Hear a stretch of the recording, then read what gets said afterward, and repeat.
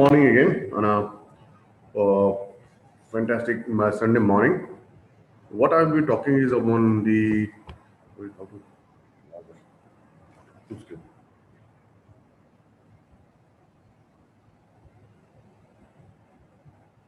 Just a minute. It takes some time for making it full screen.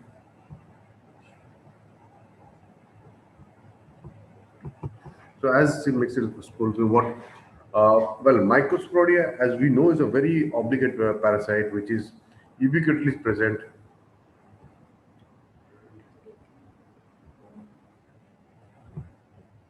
Sir, slideshow. Yeah, just a minute. Just a minute.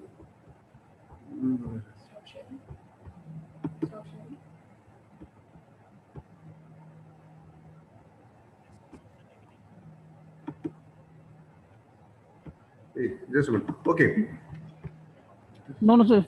Front. One. Yeah. just a minute. Just 1 second. Just 1 second. There's some glitch.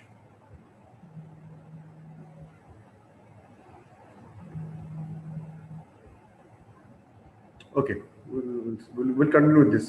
Some of this slideshow is not working. Uh,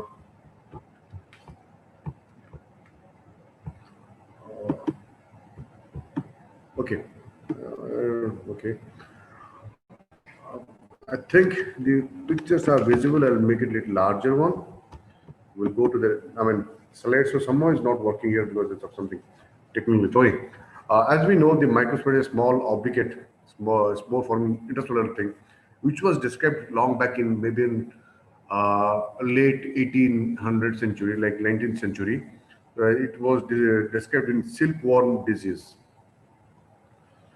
So what is more important here is it is present ubiquitously, and the route of infection, as we know, is fecal-oral.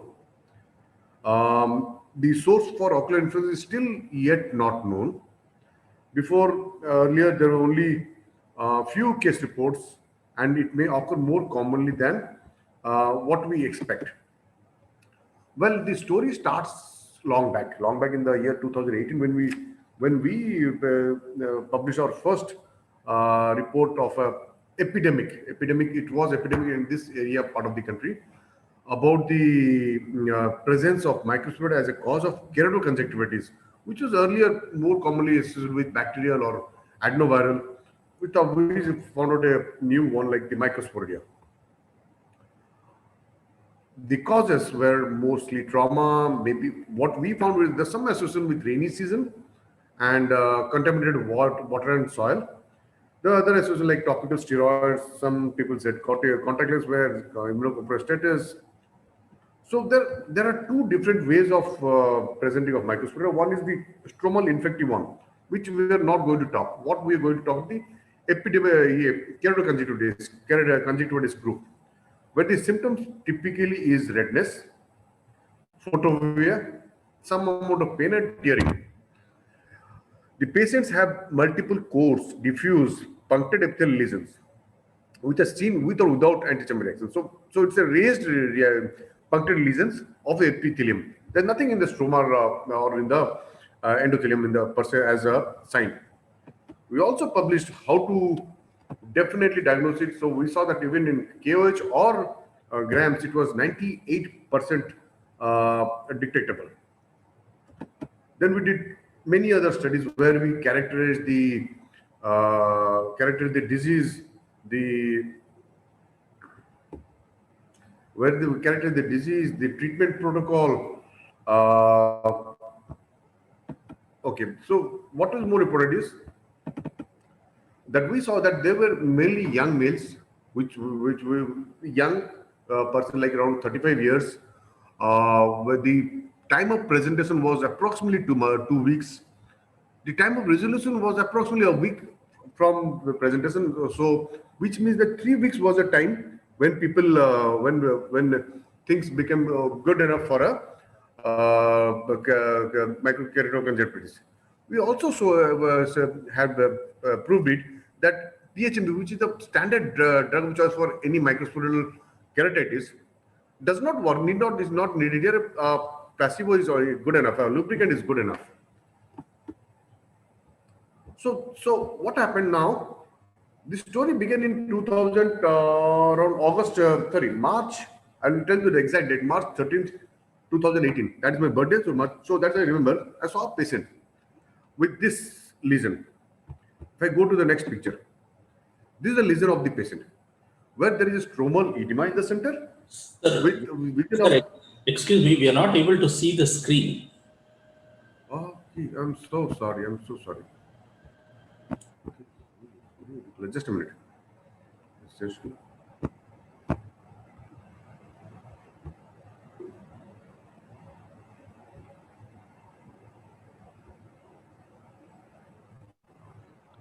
is it visible now? I know it's not in a full format. Yeah, now it's That's visible. fine. Yes, yeah, good. Now it's coming in the full form. Right, and the right in time. So this is the patient what we're talking of. The patient is a patient who came on maybe March 13th, 2018, which is my birthday again, I said. And this raised my eyebrow that if this is a condition, then we went back to the history of that patient, same patient, who had come presented to us in August 2017 with a diagnosis of microneedle keratoconjunctivitis. Then the patient resolved in 2 weeks. After 2 weeks, there were some SEIs out here, which resolved. And then after 6 weeks, we saw still something, SEIs out here, SEIs, subepithelial infiltrates, which were treated. And the patient was lost. Came down after 8 months with this picture, with a stromal edema, as is shown in the next picture. Then the patient was treated again, came back again after maybe around in January 2019. Then with July, so it was 2 years down the year, down the years. The patient has been following us with recurrence of the same disease. So that raised our eyebrows, whether this is a part to the disease or is it something different. Then we thought of looking at the whole scenario again. We had forgotten microcerebral keratoconjunctivitis long back, like 2014 was the last presentation publication. So we thought, okay, fine, it's gone, nothing, and no one else is publishing. So it is a common thing for our diaspora, or we have something more than what we are seeing. So we just analyzed it retrospectively from the patients which we saw from 2015 to 2019. We included patients who were microbiologically positive for microsporidia. We analyzed the demographic, the clinical feature, and then because from our earlier experience, we knew that the disease lasts for 3 weeks. We thought of taking a persistence, means which is beyond 3 weeks, like around a month. Then we say that this is persistence of microcerebral keratoconjunctivitis. We also defined recurrence. Recurrence means we see a portion of clear cornea, then again the cornea has been affected, and at least there is a disease-free days of 4 weeks between these two activities. So if we follow our protocol, it's like if we see just a keratoconjunctivitis, we just treat with lubricants as already described in literature by us.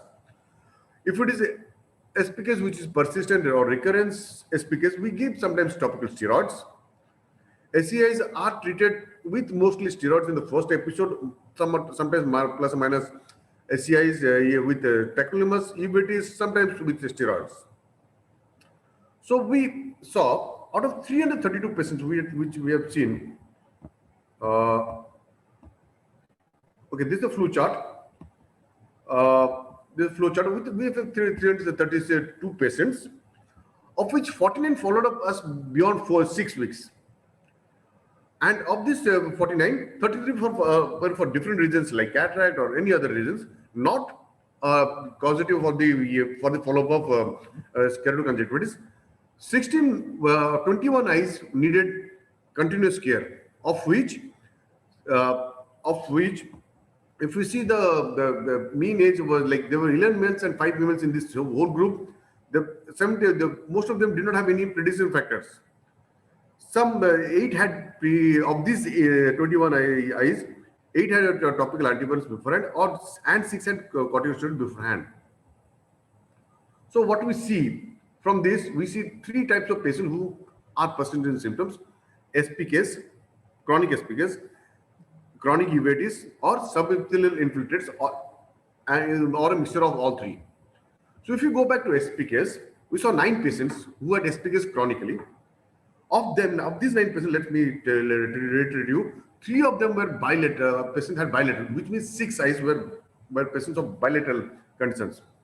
Of these 9 eyes, 6 eyes need steroids in the long term, and we rescraped all these rescraped all these SPKs after 3 to 4 weeks to confirm whether the disease process is there or not. But all were negative. So the disease per se was not there, but the SPKs were present. So we started with steroids in 6 cases, and 2 cases we needed tacrolimus also, because they were resistant even to steroids only, or maybe needed more than necessary steroids. Uveitis, there were 10 eyes. The mean appearance of uveitis was around 8 to plus minus 4 days.